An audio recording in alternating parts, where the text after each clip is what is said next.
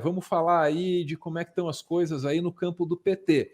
PT que não está sozinho, né, Ana? PT vem com PSB, com Solidariedade, com PV, com PCdoB, com Rede e com PSOL, tá? Até aqui. Eles adorariam poder incorporar novas siglas dentro dessa sopa de letrinhas aí que já não está pequena. Aí hoje teve um encontro muito importante e depois do encontro uma coletiva. Por que depois do encontro uma coletiva? Porque o encontro foi fechado. Então, lideranças de cada um desses partidos aí sentaram numa mesa lá com o Lula e com o Alckmin para decidir o que é a campanha, né, Ana? Mas a gente não é ingênuo. Eu imagino que uma hora dessas eles já estão decidindo o que é de quem se alguém ganhar. Pela minha experiência, é assim que a banda toca. Mas, enfim, só posso especular sobre o que aconteceu na reunião. Não estava lá. Agora, a coletiva que veio depois, essa eu vi. E teve um momento muito interessante em que a Gleisi Hoffmann, né, presidente do PT, sai lá fora e fala: pô, o campo democrático está aqui, está com a gente, está concentrado na gente. Só falta, sabe quem? O PDT do Ciro Gomes. Ela meteu essa, Ana, com um sorriso no rosto. Ela falou, Ana. Ela falou, olha lá, ó. Lula participou, o governador Alckmin também participou. Eles agradeceram, né, a todos os partidos, a confiança, a unidade. Aliás, o presidente Lula fez questão de dizer que é a primeira vez que ele senta com o conjunto dos partidos que representam aí esse campo, né, progressista, democrático, da esquerda, da centro-esquerda, que em nenhuma outra eleição ele teve esse conjunto de partidos. Ele só falta o PDT aqui para compor esse campo totalmente. Então tá aí. Aí perguntaram, Ana. Perguntaram assim, porra, mas assim, ó, se a estratégia do PT é ganhar no primeiro turno, vamos falar sobre essa estratégia já, com informações aí de bastidores da reunião.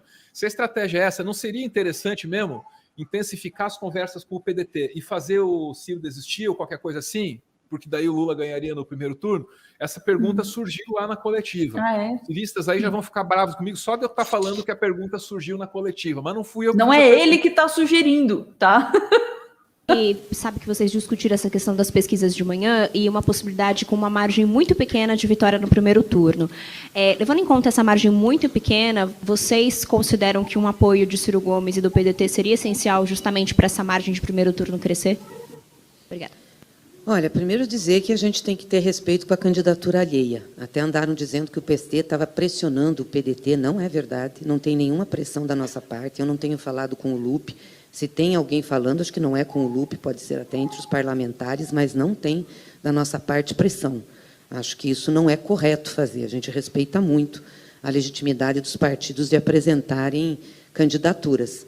Obviamente que nós gostaríamos de ter o PDT nesse campo, que é um campo que sempre, né, teve posições aí muito semelhantes, muito parecidas em relação à política e à conjuntura, mas respeitamos, né? Eu não sei qual vai ser, se a candidatura do Ciro vai continuar até o fim ou não, isso é uma decisão que cabe ao PDT tomar, e nós vamos respeitar. Sim, mas nesses cálculos que vocês fizeram, vocês chegaram a considerar os números de Ciro Gomes para o presidente Lula? Não, não chegamos. Obviamente que se o Ciro não fosse candidato, se não for candidato, vai ter uma migração de uma parte desses votos, que eu acho que é para a candidatura do Lula, não tenho dúvidas disso, né? Que é um voto mais desse campo político aqui. Tá aí, Ana. Gleisi Hoffmann, como sempre, muito polida, né? Respeitamos a candidatura, etc. e tal, mas ela se obriga a reconhecer o óbvio, né? Ou se houvesse uma resistência, haveria migração de alguns votos. Claro que sim. Né? E ela nem precisaria dizer isso, porque a gente constataria isso facilmente com pesquisas, às quais os partidos têm acesso, etc. e tal. Mas beleza, diz ela que não está falando com o Lupe. Lupe quem? Lupe, presidente do PDT, Carlos Lupe, tá? Presidente da sigla que abriga o Ciro Gomes, que está como pré-candidato à presidência, né? Vamos lá. Se não tem o PDT e ela não está conversando com o Lupe, ela está conversando com mais alguém? A gente acabou de falar de PSDB e MDB, que estão aí meio sem rumo, desculpa. Dória, agora é o Dória, desistiu o Dória. Leite, agora é o Leite. Não é a Tebet. E aí, algumas dessas lideranças vão ficando no vácuo, tipo Dória, que foi desistido hoje, Há uma semana ele estava dizendo que não é impossível que ele volte, ou inicie um diálogo com o PT, dadas as circunstâncias aí em que o Bolsonaro meteu o Brasil. Falou isso numa entrevista recente aí para o UOL, né? Então vamos lá. Na coletiva do PT e seus partidos aliados, pergunta lá sobre PSDB e MDB. É isso? Foi. Hoje João Dória anunciou que desistiu de se candidatar à presidência. Queria saber se vocês vão procurar o Dória e o PSDB para conversar depois dessa decisão dele. Não, não discutimos isso. Até vi na imprensa, já que teve dirigente nosso dizendo que ia procurar, eu acho que por iniciativa própria. Mas nós não discutimos isso. Não somos contra conversar com ninguém que queira se colocar nesse campo democrático, mas isso ainda não foi discutido, não. Oi? Presidente, eu queria continuar ainda nesse tema de ampliação de apoio. Por onde que passa essa estratégia? É conversar com os partidos? Quais são os partidos que vocês têm buscado conversar? Quem são os interlocutores? Isso também pode ser traduzido para uma aproximação de candidatos de centro nos estados? Sim. Bom, nós estamos conversando com partidos, nós queremos conversar com a Avante, queremos conversar com o PROS, queremos conversar com outros partidos que ainda a gente não teve essa oportunidade. Inclusive, muitos colegas aqui, dos presidentes de partido, têm também relação com esses partidos, vão fazer um esforço conjunto. Nós temos conversado muito com o PSD e temos conversado também com o MDB, né? Com o PSD, a gente tem conversado com o Kassab diretamente para fazer as composições e fechar nos estados.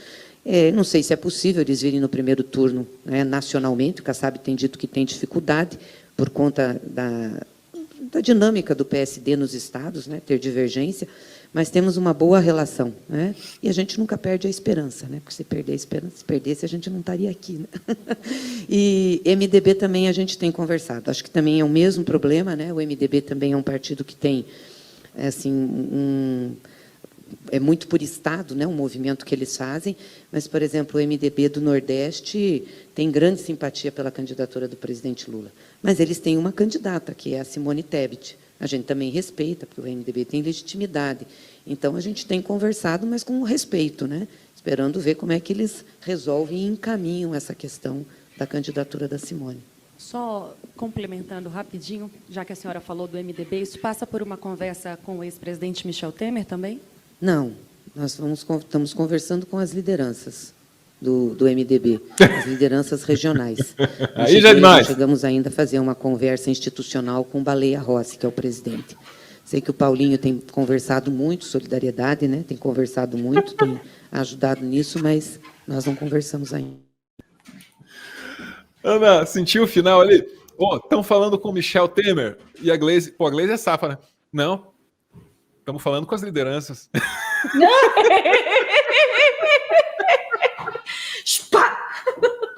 Não, e no mesmo tom. Estamos falando com as lideranças. Tá certo, Gleisi. Tá certo. Né? Pô, depois de tudo, estamos falando com ele, não. Porque quando ele liga, eu não atendo. Não, mas não tem jeito. A política é assim. Cada um guarda suas contradições, carrega suas contradições, sim, enquanto aponta dos outros, né?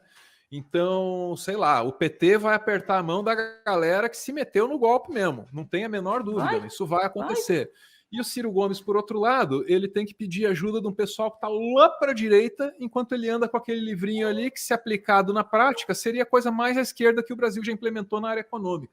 Então, cada um que administre suas incoerências, inconsistências, enquanto aponta dos outros. Essa é a política de todo dia. Isso é o normal, e com isso eu estou acostumado na cobertura desde sempre. O que não é normal é a ameaça de golpe dia sim, dia também. Isso é que é para deixar a gente puto. Ana, vamos para a reportagem aqui, para a gente acumular mais algumas informações aí sobre esse movimento mais recente de PT e aliados. UOL. Vamos lá. Em primeira reunião... que foi tratado na reunião, né? Porque assim, a gente só falou da coletiva, Ana, e não falou da reunião que aconteceu antes, né? Em primeira reunião, campanha de Lula avalia a possibilidade de ganhar no primeiro turno. Participaram os 2 pré-candidatos, os presidentes partidários, 2 representantes de cada sigla, entre outras lideranças, como os líderes do PT no Senado, Paulo Rocha, e na Câmara, Reginaldo Lopes. O diagnóstico é que ainda é possível vencer no primeiro turno, porém a margem é muito apertada. Com base em pesquisas internas e externas de 9 institutos, o grupo chegou a 3 pontos.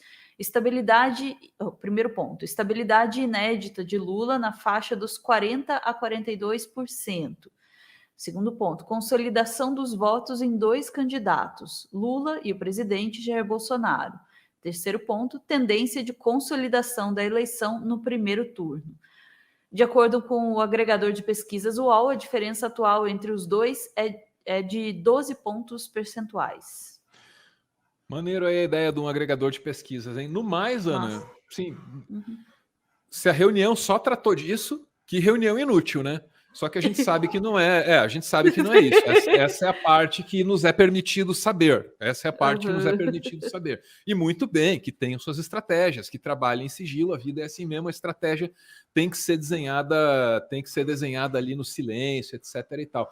Agora, Ana, eu queria só chamar atenção para isso, e eu vi teu comentário, a respeito dessa necessidade de esconder as próprias contradições enquanto se aponta a dos outros. O jogo não poderia ser resumido meio que a isso também? Não é sobre quem esconde melhor as próprias contradições e aponta dos outros com mais habilidade? Porque a gente vê tanto isso até nesse chat, né? Entre grupos distintos, né? Ah, essa contradição aí é só de vocês, o meu não tem. Entendeu? E na verdade todo mundo tem, porque a política é isso aí mesmo. A política, nesse sentido, né, quando a gente está falando de política enfim, no correr de uma eleição, na disputa de uma eleição, vai necessariamente passar por esse tipo de contradição. Ah, mas você está dizendo que é preciso abandonar os ideais. Não, não é preciso abandonar os ideais. Você luta por ele mesmo assim.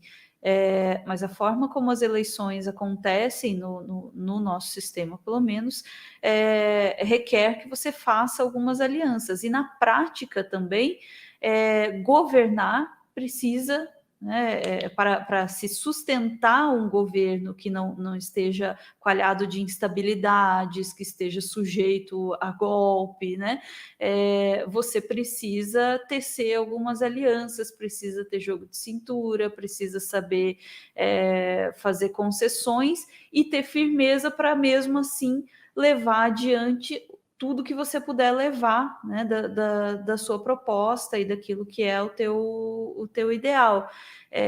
Fingir que isso não existe, até eu que sou meio idealista, gente, até eu aceito que às vezes é necessário, né, de fato.